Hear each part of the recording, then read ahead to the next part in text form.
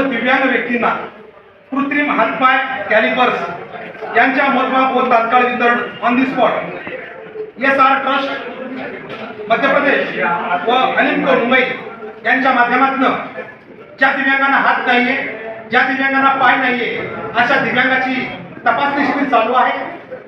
22 तारखेपासून हा प्रत्येक तालुक्यामध्ये हा प्रोग्राम चालू आहे। आज परतूर या ठिकाणी शिबिर चालू आहे। त्याचबरोबर उद्या मंठा, जालना जिल्ह्यातील मंठा या ठिकाणी पंचायत समितीला त्या ठिकाणी दिव्यांग बांधवाचं मोजमाप होऊन त्यांना त्यासाठी मदत केली जाणार आहे। तरी जालना जिल्ह्यातील तमाम दिव्यांगांनी याचा लाभ घ्यावा। त्याचबरोबर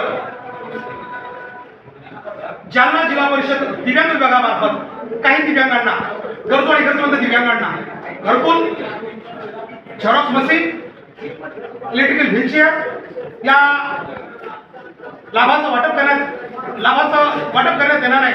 तरी ते अर्ज करण्याची तारीख ही 22 जून होती, परंतु आम्ही दिव्यांगाच्या वतीनं CEO साहेबांना विनंती केली आणि सरांनी आमच्या विनंतीला मान दिला आणि तारीखेमध्ये वाढ झालेली आहे।